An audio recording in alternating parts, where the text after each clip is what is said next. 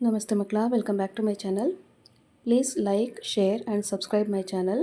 ಮಕ್ಕಳ, ಇವತ್ತು ನಾವು 9ನೇ ತರಗತಿ ಸಮಾಜ ವಿಜ್ಞಾನದಲ್ಲಿ LBA ಆಧಾರಿತ ಸಾಧನ ಪರೀಕ್ಷೆ ಅಥವಾ FA2ಗೆ ಸಂಬಂಧಪಟ್ಟಂತಹ ಮಾದರಿ ಪ್ರಶ್ನೆ ಪತ್ರಿಕೆ ಉತ್ತರ ಸಹಿತವಾಗಿ ನೋಡ್ತಾ ಹೋಗೋಣ ಮಕ್ಕಳ.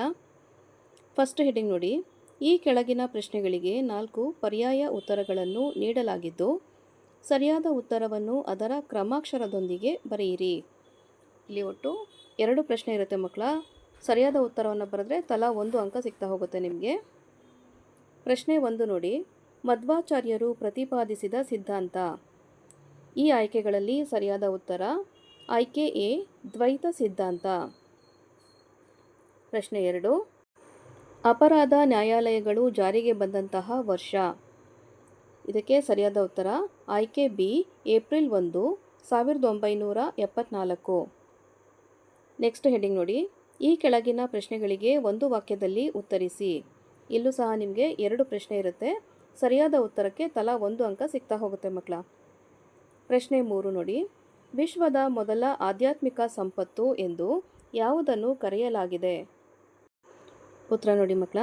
ವಿಶ್ವದ ಮೊದಲ ಆಧ್ಯಾತ್ಮಿಕ ಸಂಪತ್ತು ಎಂದು ಅನುಭವ ಮಂಟಪವನ್ನು ಕರೆಯಲಾಗಿದೆ. ಪ್ರಶ್ನೆ 4.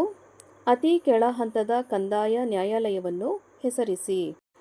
ಉತ್ತರ ಅತಿ ಕೆಳ ಹಂತದ ನ್ಯಾಯಾಲಯವೆಂದರೆ ತಹಸೀಲ್ದಾರ್ ನ್ಯಾಯಾಲಯ. ನೆಕ್ಸ್ಟ್ ಹೆಡಿಂಗ್ ನೋಡಿ ಮಕ್ಕಳ. ಈ ಕೆಳಗಿನ ಪ್ರಶ್ನೆಗಳಿಗೆ 4 ವಾಕ್ಯದಲ್ಲಿ ಉತ್ತರಿಸಿರಿ. ಇಲ್ಲಿ ಒಟ್ಟು 2 ಪ್ರಶ್ನೆ ಇರುತ್ತೆ. ಸರಿಯಾದ ಉತ್ತರಕ್ಕೆ ತಲಾ 2 ಅಂಕ ಸಿಗುತ್ತೆ ಮಕ್ಕಳ. ಹಾಗೆ ನಿಮಗೆ ಒಂದು ಆಯ್ಕೆಯ ಪ್ರಶ್ನೆ ಸಹ ಇರುತ್ತೆ. ಪ್ರಶ್ನೆ 5 ನೋಡಿ. ವೈಯಕ್ತಿಕ ನಿರ್ಧಾರವು ಗುಂಪು ನಿರ್ಧಾರಕ್ಕಿಂತ ಭಿನ್ನ ಹೇಗೆ? ಉತ್ತರವನ್ನು ನೋಡಿ. ವೈಯಕ್ತಿಕ ನಿರ್ಧಾರವು ಗುಂಪು ನಿರ್ಧಾರಕ್ಕಿಂತ ಭಿನ್ನವಾಗಿದೆ. ವೈಯಕ್ತಿಕ ನಿರ್ಧಾರವನ್ನು ನೋಡೋಣ ಮಕ್ಕಳ. ಈ ನಿರ್ಧಾರವನ್ನು ಒಬ್ಬ ವ್ಯಕ್ತಿ ತೆಗೆದುಕೊಳ್ಳುತ್ತಾನೆ.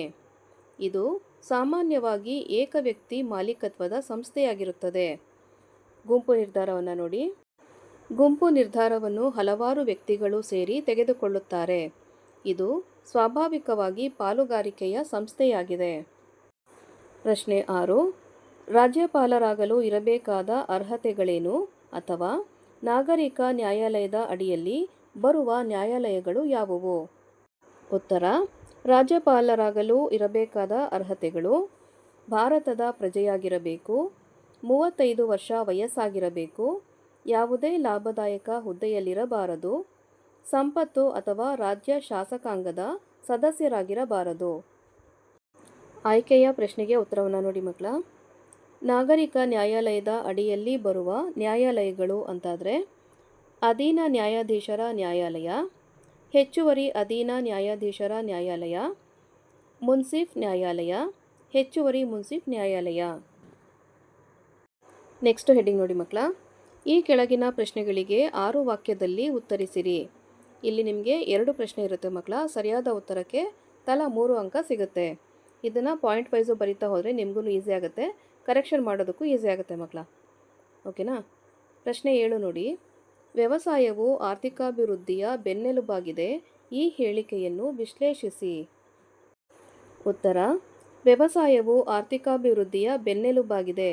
ಹೇಗೆ ಅಂತ ನೋಡೋದಾದರೆ ಪುರಾತನ ಮೂಲ ವೃತ್ತಿಯಾಗಿದೆ, ಜೀವನಾಧಾರಿತವಾಗಿದೆ, ಉದ್ಯೋಗವನ್ನು ಸೃಷ್ಟಿಸುತ್ತದೆ, ವಿದೇಶಿ ವಿನಿಮಯ ಹೆಚ್ಚಿಸುತ್ತದೆ, ಆದಾಯದ ಮೂಲವಾಗಿದೆ, ಕಚ್ಚಾ ವಸ್ತುವನ್ನು ಪೂರೈಸುತ್ತದೆ, ಆರ್ಥಿಕ ಪ್ರಗತಿಗೆ ಪೂರಕವಾಗಿದೆ.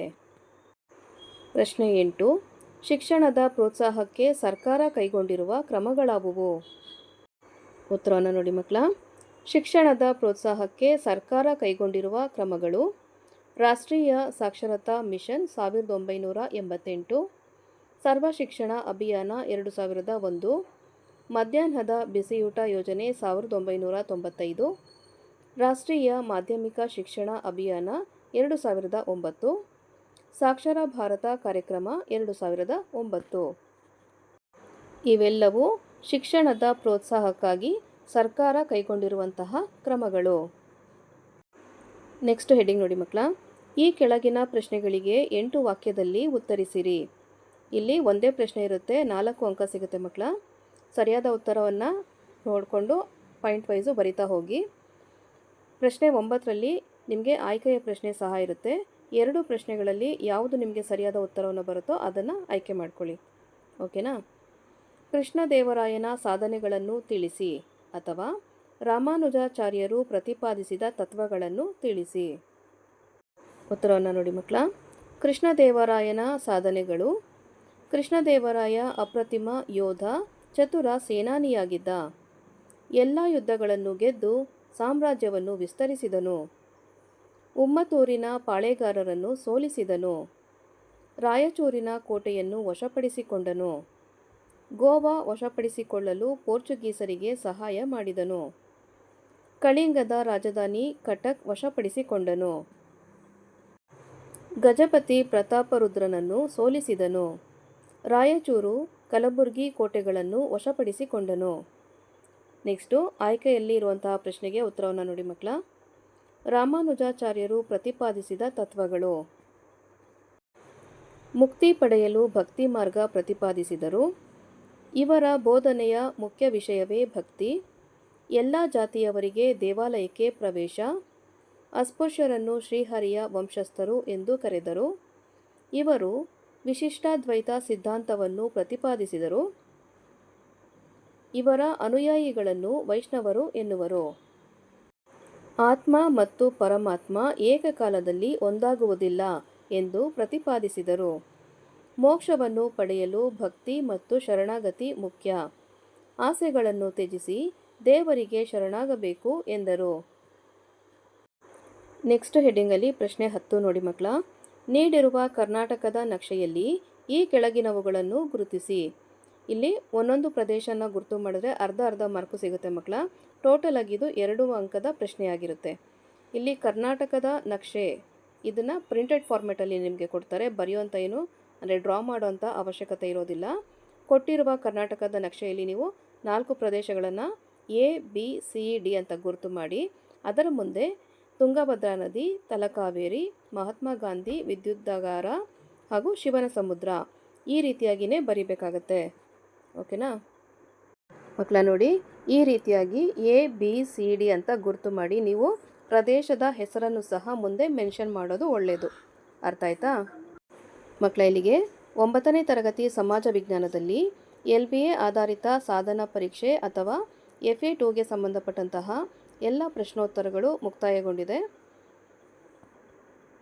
ಈ ವಿಡಿಯೋ ನಿಮ್ಗೆ ಇಷ್ಟ ಆದಲ್ಲಿ ದಯವಿಟ್ಟು ನಮ್ಮ ಚಾನಲ್ನ ಲೈಕ್ ಮಾಡಿ, ಶೇರ್ ಮಾಡಿ, ಸಬ್ಸ್ಕ್ರೈಬ್ ಮಾಡಿಕೊಂಡು ನಾವು ಹಾಕುವಂಥ ಎಲ್ಲ ವಿಡಿಯೋವನ್ನು ನೋಡ್ತಾ ನಮ್ಮನ್ನು ಎನ್ಕರೇಜ್ ಮಾಡ್ತಾ ಹೋಗಿ ಮಕ್ಕಳ. Thank you for watching. Bye bye.